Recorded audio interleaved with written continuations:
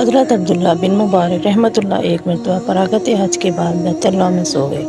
خواب میں دیکھا کہ دو فرشتے باہم باتیں کر رہے ہیں اور ایک نے دوسرے سے سوال کیا کہ اس سال کتنے لوگوں نے حج میں شریک ہوئے اور کتنے افراد کا حج قبول ہوا۔ دوسرے نے جواب دیا 6 لاکھ لوگوں نے فریضہ حج ادا کیا لیکن ایک فرد کا بھی حج ادا قبول نہیں ہوا۔ لیکن دمشق کا ایک موچی جو حج میں تو شریک نہیں ہوا لیکن خدا نے اس کا حج قبول فرما کر اس کے اتفاق سب کا حج قبول کر لیا۔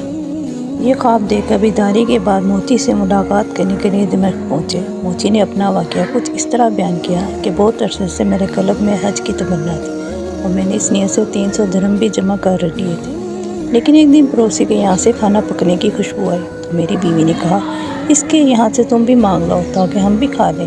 چنانچہ میں نے اس سے جا کر کہا آج آپ نے جو کچھ پکایا ہمیں بھی عنایت کریں، لیکن اس نے کہا وہ کھانا آپ کا کھانے کا نہیں ہے کیونکہ 7 روز سے میں اور میرے اہل و عیال فاقہ کشی میں مبتلا تھے تو میں نے مردہ گدھے کا گوشت بنایا۔ یہ سن کر میں خوف خداوندی سے لرز گیا اور اپنی تمام جمع شدہ رقم اس کے حوالے کر کے یہ تصور کر لیا کہ ایک مسلمان کی امداد میرے حج کے برابر ہے۔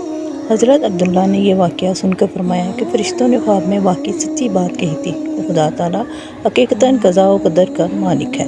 جزاک اللہ خیر۔